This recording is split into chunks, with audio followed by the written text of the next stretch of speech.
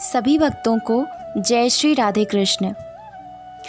41, 42, 43 और 44वें श्लोकों में भगवान ने भोग और ऐश्वर्य में आसक्त सकाम मनुष्यों में निश्चयात्मिका बुद्धि के न होने की बात कहकर अब कर्मयोग का उपदेश देने के उद्देश्य से पहले भगवान अर्जुन को उपर्युक्त भोग और ऐश्वर्य में आसक्ति से रहित होकर समभाव से संपन्न होने के लिए कहते हैं। 45वें श्लोक में श्री कृष्ण कहते हैं, हे अर्जुन, वेद उपर्युक्त प्रकार से तीनों गुणों के कार्य रूप समस्त भोगों एवं उनके साधनों का प्रतिपादन करने वाले हैं। इसलिए तो उन भोगों एवं उनके साधनों में आसक्तिहीन, हर्ष शोक आदि द्वंद्वों से रहित, नित्य वस्तु परमात्मा में स्थित, योगक्षेम को न चाहने वाला और स्वाधीन अंतःकरण वाला हो। यहाँ 3 गुण कार्य रूप पद का क्या अर्थ है और वेदों को त्रैगुण्य विषया कहने का क्या भाव है। सत्व, रज और तम, इन तीनों गुणों के कार्य को त्रैगुण्य कहते हैं। अतः समस्त भोग और ऐश्वर्य में पदार्थों और उनकी प्राप्ति के उपायभूत समस्त कर्मों का वाचक यहाँ त्रैगुण्य शब्द है। उन सब का अंग प्रत्यंगों सहित जिनमें वर्णन हो उनको तीनों गुणों के विषय कहते हैं। यहाँ वेदों को त्रिगुण विषय बतलाकर यह भाव दिखलाया गया है कि वेदों में कर्म कांड का वर्णन अधिक होने के कारण वेद त्रिगुण विषय है। निस्त्रैगुण्य होने का क्या अर्थ है। तीनों गुणों के कार्य रूप इस लोक और परलोक के समस्त भोगों में तथा उनके साधनभूत समस्त कर्मों में ममता, आसक्ति और कामना से सर्वथा रहित हो जाना ही 3 गुण से ऊपर उठना है। यहाँ स्वरूप से समस्त कर्मों का त्याग कर देना तीनों गुण से ऊपर उठना होना नहीं है, क्योंकि स्वरूप से समस्त कर्मों का और समस्त विषयों का त्याग कोई भी मनुष्य नहीं कर सकता। यह शरीर भी तो तीनों गुणों का ही कार्य है, जिसका त्याग बनता ही नहीं। इसलिए यही समझना चाहिए कि शरीर में और उसके द्वारा किए जाने वाले कर्मों में और उनके फल रूप समस्त भोगों में अहमता, ममता, आसक्ति और कामना से रहित होना ही यहाँ तीनों गुणों से ऊपर उठना अर्थात तीनों गुणों के कार्य से रहित होना है। द्वंद्व किनको कहते हैं और उनसे रहित होना क्या है। सुख दुख, लाभ हानि, कीर्ति अपकीर्ति, मान अपमान और अनुकूल प्रतिकूल आदि परस्पर विरोधी युग्म पदार्थों का नाम द्वंद्व है या द्वैत है। और इन सबके संयोग वियोग में सदा ही सम रहना, इनके द्वारा विचलित या मोहित ना किया जाना अर्थात हर्ष शोक राग द्वेष आदि से रहित रहना ही इनसे रहित होना है। नित्य सत्व क्या क्या है और उसमें स्थित होना क्या है। सच्चिदानंद घन परमात्मा ही नित्य सत्व अर्थात सत्य वस्तु है। अतएव नित्य अविनाशी सर्वज्ञ परम पुरुष परमेश्वर के स्वरूप का नित्य निरंतर चिंतन करते हुए उनमें अटल भाव से स्थित रहना ही नित्य वस्तु में स्थित होना है। नित्य सत्व स्था का क्या अर्थ है। यदि निरंतर सत्व गुण में स्थित होना मान लिया जाए तो क्या हानि है। ऐसा अर्थ भी बन सकता है, इसमें हानि की कोई बात नहीं है, किंतु उपर्युक्त अर्थ में और भी अच्छा भाव है, क्योंकि कर्मयोग का अंतिम परिणाम समस्त गुणों से अतीत होकर परमात्मा को प्राप्त कर लेना कहा गया है। योगक्षेम किसको कहते हैं और अर्जुन को निर्योगक्षेम होने के लिए कहने का क्या भाव है। अप्राप्त वस्तु की प्राप्ति को योग कहते हैं और प्राप्त वस्तु की रक्षा का नाम क्षेम है। सांसारिक भोगों की कामना का त्याग कर देने के बाद भी शरीर निर्वाह के लिए मनुष्य की योगक्षेम में वासना रहा करती है। अतएव उस वासना का भी सर्वथा त्याग कराने के लिए यहाँ अर्जुन को निर्योगक्षेम होने को कहा गया है। अभिप्राय यह है कि तुम ममता और आसक्ति से सर्वथा रहित हो जाओ, किसी भी वस्तु की प्राप्ति या रक्षा को चाहने वाले मत बनो। आत्मवान किसको कहते हैं। अर्जुन को आत्मवान होने के लिए कहने का क्या अभाव है। इंद्रियों के सहित समस्त अंतःकरण और शरीर का वाचक यहाँ आत्मा पद है। मन, बुद्धि और इंद्रियां जब तक मनुष्य के वश में नहीं हो जाते, उसके अपने नहीं बन जाते, उसके शत्रु बने रहते हैं, तब तक वह आत्मवान नहीं है। अतएव जिसने मन, बुद्धि और समस्त इंद्रियों को भली भांति वश में कर लिया है, उसको आत्मवान यानी आत्मा वाला कहना चाहिए। जिसके मन, बुद्धि और इंद्रियां वश में किए हुए नहीं हैं, उसको समत्व योग का प्राप्त होना अत्यंत कठिन है। और जिसके मन, बुद्धि और इंद्रियां वश में हैं, वह साधन करने से सहज में ही समत्व योग को पा सकता है। इसलिए भगवान ने यहाँ अर्जुन को आत्मवान होने के लिए कहा है। पूर्व श्लोक में अर्जुन को यह बात कही गई है कि सब वेद तीनों गुणों के कार्य का प्रतिपादन करने वाले हैं और तुम तीनों गुणों के कार्य रूप समस्त भोगों में और उनके साधनों में आसक्ति रहित हो जाओ। अब उसके फलस्वरूप ब्रह्म ज्ञान का क्या महत्व बतलाते हैं। श्री कृष्ण 46वें श्लोक में कहते हैं, सब ओर से परिपूर्ण जलाशय के प्राप्त हो जाने पर छोटे जलाशय में मनुष्य का जितना प्रयोजन रहता है, ब्रह्म को तत्व से जानने वाले ब्राह्मण का समस्त वेदों में उतना ही प्रयोजन रह जाता है। प्रश्न है कि श्लोक में जलाशय के दृष्टांत से क्या बात कही गई है। इस श्लोक में जलाशय का दृष्टांत देकर भगवान ने ज्ञानी महात्माओं की आत्यंतिक तृप्ति का वर्णन किया है। अभिप्राय यह है कि जिस मनुष्य को अमृत के समान स्वादु और गुणकारी अथाह जल से भरा हुआ जलाशय मिल जाता है, उसको जैसे जल के लिए वापी, कूप, तडाग अर्थात तालाब आदि छोटे छोटे जलाशयों से कोई प्रयोजन नहीं रहता, उसकी जल विषयक सारी आवश्यकताएं पूर्ण हो जाती हैं। वैसे ही जो पुरुष समस्त भोगों में ममता आसक्ति का त्याग करके सच्चिदानंद घन परमात्मा को जान लेता है, जिसको परमानंद के समुद्र पूर्ण ब्रह्म परमात्मा की प्राप्ति हो जाती है, उसको आनंद की प्राप्ति के लिए वेदोक्त कर्मों के फल रूप भोगों से कुछ भी प्रयोजन नहीं रहता। वह सर्वथा पूर्ण काम और नित्य तृप्त हो जाता है। अतः ऐसी स्थिति की प्राप्ति के लिए मनुष्य को वेदोक्त कर्मों के फल रूप भोगों में ममता, आसक्ति और कामना का सर्वथा त्याग करके पूर्णतया निस्त्रागुण्य अर्थात तीनों गुणों से पूर्ण होकर के उससे ऊपर उठ जाना चाहिए। सब ओर से परिपूर्ण जलाशय में मनुष्य को जितने जल का प्रयोजन होता है उतना जल वह ले लेता है। इसी प्रकार ब्रह्म को जानने वाला ज्ञानी पुरुष अपने प्रयोजन के अनुसार वेदों के अंश को ले लेता है। ऐसा अर्थ मानने में क्या आपत्ति है।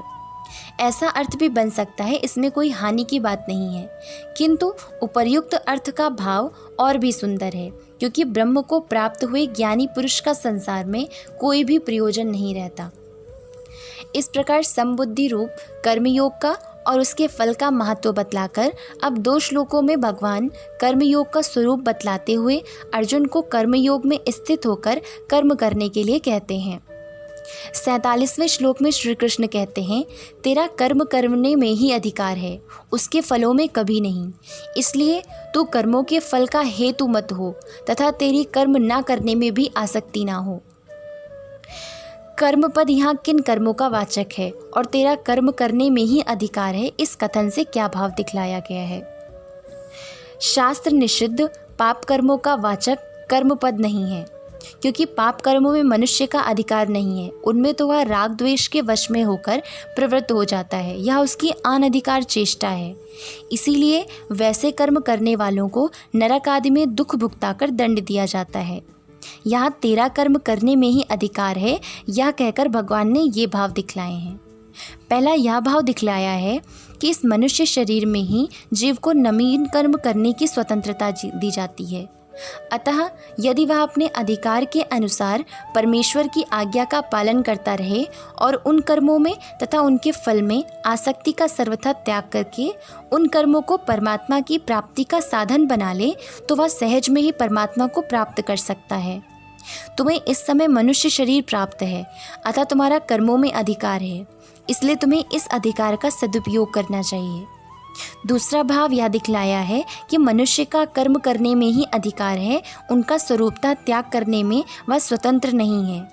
यदि वह अहंकार पूर्वक हठ से कर्मों के स्वरूपता त्याग की चेष्टा भी करे तो भी सर्वथा त्याग नहीं कर सकता, क्योंकि उसका स्वभाव उसे जबरदस्ती कर्मों में लगा देता है। ऐसी परिस्थिति में उसके द्वारा उस अधिकार का दुरुपयोग होता है तथा विहित कर्मों के त्याग से उसे शास्त्र आज्ञा के त्याग का भी दंड भोगना पड़ता है। अतएव तुम्हें कर्तव्य कर्म अवश्य करते रहना चाहिए, उनका त्याग कदापि नहीं करना चाहिए। तीसरा भाव यह दिखलाया है कि जैसे सरकार के द्वारा लोगों को आत्मरक्षा के लिए या प्रजा की रक्षा के लिए अपने पास नाना प्रकार के शस्त्र रखने और उनके प्रयोग करने का अधिकार दिया जाता है, और उसी समय उनके प्रयोग के नियम भी उनको बतला दिए जाते हैं। उसके बाद यदि कोई मनुष्य उस अधिकार का दुरुपयोग करता है तो उसे दंड दिया जाता है और उसका अधिकार भी छीन लिया जाता है।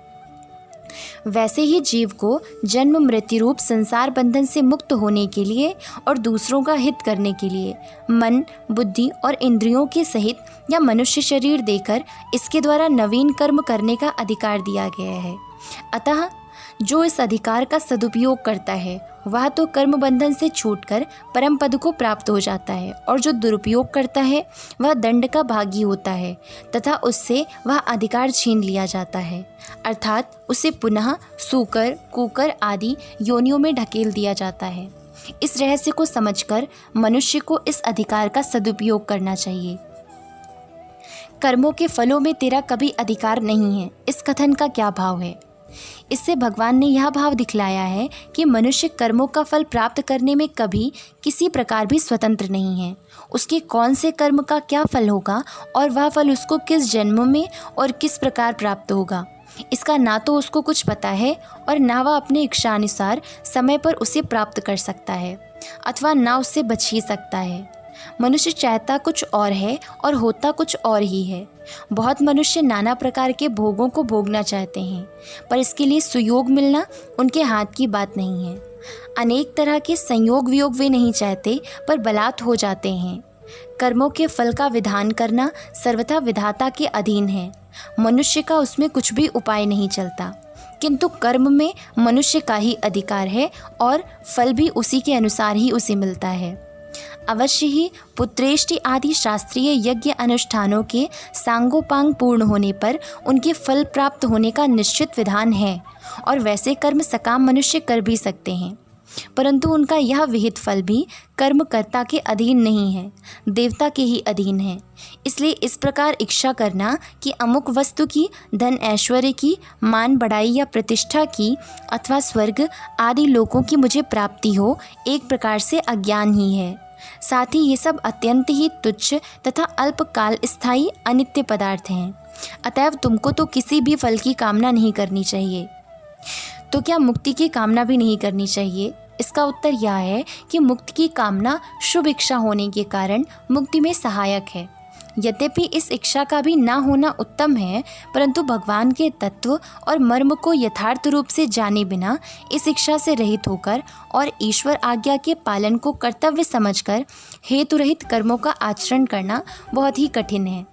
अतएव मुक्ति की कामना करना अनुचित नहीं है। मुक्ति की इच्छा न रखने से शीघ्र मुक्ति की प्राप्ति होगी। इस प्रकार का भाव भी छिपी हुई मुक्ति की इच्छा ही है। कर्मफल का हेतु बनना क्या है और अर्जुन को कर्मफल का हेतु न बनने के लिए कहने का क्या भाव है? मन, बुद्धि और इंद्रियों द्वारा किए हुए शास्त्रविहित कर्मों में और उनके फल में ममता, आसक्ति, वासना, आशा, स्पृहा और कामना करना ही कर्मफल का हेतु बनना है। क्योंकि जो मनुष्य उपर्युक्त प्रकार से कर्मों में और उनके फल में आसक्त होता है, उसी को उन कर्मों का फल मिलता है। कर्मों में और उनके फल में ममता, आसक्ति और कामना का सर्वथा त्याग कर देने वाले को नहीं। अतः अर्जुन को कर्मफल का हेतु न बनने के लिए कहकर भगवान ने यह भाव दिखलाया है कि परम शांति की प्राप्ति के लिए तुम अपने कर्तव्य कर्मों का अनुष्ठान ममता, आसक्ति और कामना का सर्वथा त्याग करके करो। उपर्युक्त प्रकार से ममता, आसक्ति और कामना का त्याग करके कर्म करने वाला मनुष्य क्या पाप कर्मों के फल का भी हेतु नहीं बनता? इसका प्रश्न यह है कि उपर्युक्त प्रकार से कर्म करने वाला मनुष्य किसी प्रकार के भी कर्मों के फल का हेतु नहीं बनता। उसके शुभ और अशुभ सभी कर्मों में फल देने की शक्ति का अभाव हो जाता है, क्योंकि पाप कर्मों में प्रवृत्ति का हेतु आसक्ति ही है। अतः आसक्ति, ममता और कामना का सर्वथा अभाव हो जाने के बाद नवीन पाप तो उससे बनते नहीं हैं, और पहले के किए हुए पाप ममता, आसक्ति रहित कर्मों के प्रभाव से भस्म हो जाते हैं। इस कारण वह पाप कर्मों के फल का हेतु नहीं बनता और शुभ कर्मों के फल का वह त्याग कर देता है। इस कारण उनके भी फल का हेतु नहीं बनता।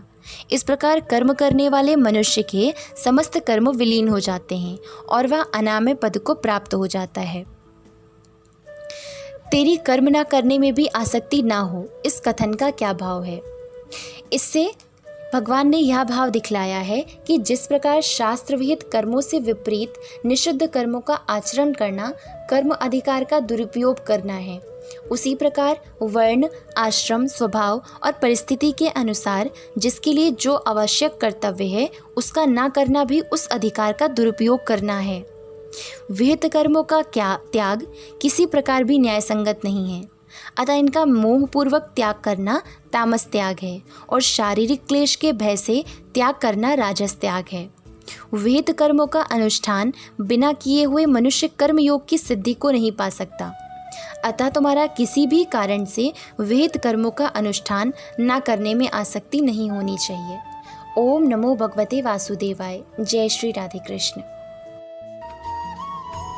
Like and subscribe the Kanha's Introvert Yogini and stay tuned for the next videos. Jai Shri Radhe Krishna.